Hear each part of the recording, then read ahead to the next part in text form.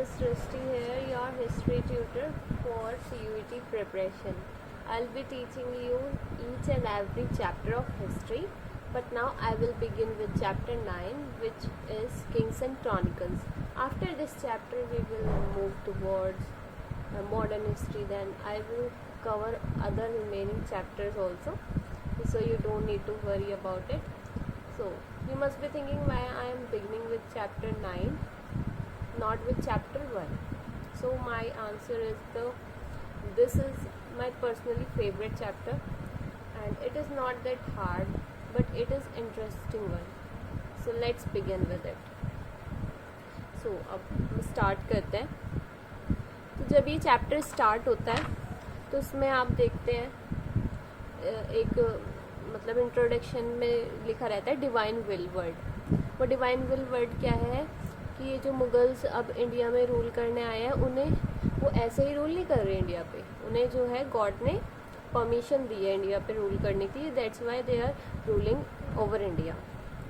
ठीक है. और फिर हम एक और वर्ड देखते हैं हेट्रोजीनियस पॉपुलेट्स. हेट्रोजीनियस का मतलब डिफरेंट टाइप के. जैसे यहाँ पे आप देख सकते हैं इंडिया में बहुत सारे रिलीजन के लोग हैं. एक कोई पर्टिकुलर रिलीजन नहीं है इंडिया में. हिंदू, मुस्लिम, जैन, सिख, पारसी सब तरह के रिलीजन आपको मिल सकते हैं. तो यहाँ पे रूल करना इतना इजी नहीं होगा as compare to other countries जहाँ पे एक सिंपलर रिलीजन है, सभी लोग फॉलो कर रहे हैं.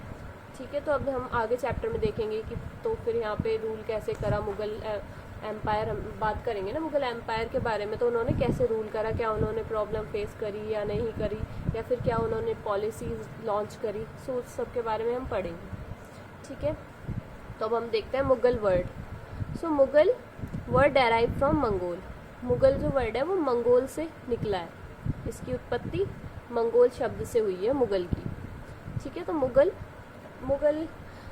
एम्पायर के बारे में ही हम पढ़ रहे हैं, तो मुगल वर्ड के बारे में तो हमें पढ़ना ज़रूरी था कि ये मुगल वर्ड आया कहाँ से है. तो ये मंगोल से इसका ओरिजिन हुआ है. मंगोल आपको पता होगा सेंट्रल एशिया में एक लैंडलॉक कंट्री है जहाँ पे चेंगिस खान मिलता है. मतलब वहाँ का एक फेमस रूलर है, आपको पता होगा उसके बारे में. तो अब हम ये देखते हैं कि ये मुगल वर्ड दिया किसने है. वो तो हमें पता चल गया मंगोल वर्ड से डेराइव किया गया है, पर इसे ये वर्ड जो मुगल है ना, ये किसने दिया है? ये दिया है यूरोपियंस ने. कब दिया था? 16th century. अब 16th सेंचुरी का मतलब क्या है? 1501 से लेके 1600 के बीच का जो टाइम पीरियड है वो 16th सेंचुरी हो गया. ठीक है. तो अब देखते हैं Mughal referred themselves as Timurid. Mughal जो कहते थे अपने आप को वो तिमुरिड्स बताते थे, as descendant of the Turkish ruler Timur. Turkish ruler जो है तिमूर, उसके डिसेंडेंट वंशज बताते थे अपने आप को मुगल्स. पैटर्नल साइड मतलब फादर्स की साइड से रिलेटेड. ठीक है. तो बाबर जो था फर्स्ट मंगोल रूलर था. ये कहाँ से रिलेटेड था? चेंगिस खान से रिलेटेड था, मदर साइड से. ठीक है. अब ये स्पोक टर्किश, तो ये क्या बोलता था? टर्किश बोलता था, टर्किश लैंग्वेज. क्योंकि हमने अभी देखा ये कहाँ से आया है, टर्किश रूलर तिमूर, टर्किश, तो इसलिए टर्किश बोलता था ये.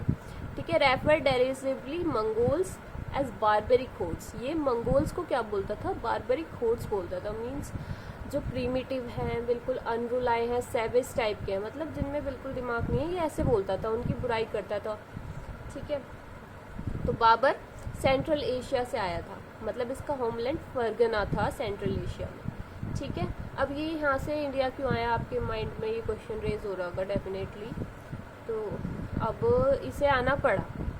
देखिए उज्बेक्स जो थे ना, वो बहुत इन्फ्लुएंशियल थे, मतलब सेंट्रल एशिया में उन्होंने मतलब कब्जा कर लिया. ठीक है.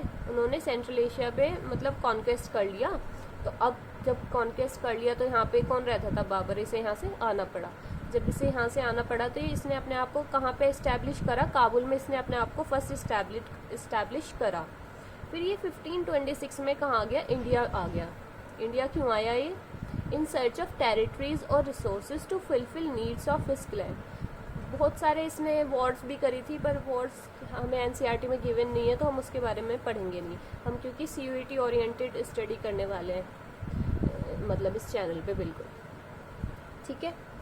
तो मैं आपको नोट्स के थ्रू सब कुछ समझाऊंगी ताकि आपको इजी और कम्पैक्ट वे में सब समझ आ जाए. ज़्यादा मैं आपको